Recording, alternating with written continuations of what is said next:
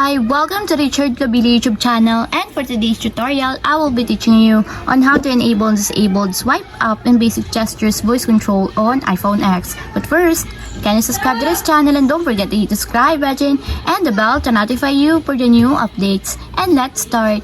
Using your iPhone X, from your home screen, first go to Settings.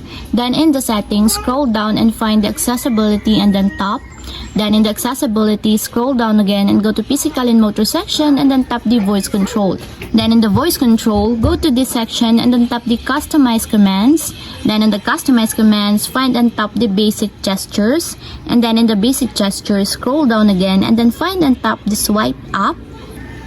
Then in the swipe up, as you can see that it is already enabled. But you have to activate also the switch button under the confirmation required to fully enable the swipe up in your basic gestures until it becomes green.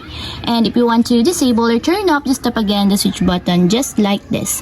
And that's it, we have successfully enabled and disabled swipe up and basic gestures voice control on iPhone X. If you have a question, can you comment down below and don't forget to hit the subscribe button and the bell to notify you for the new updates. And thank you for watching!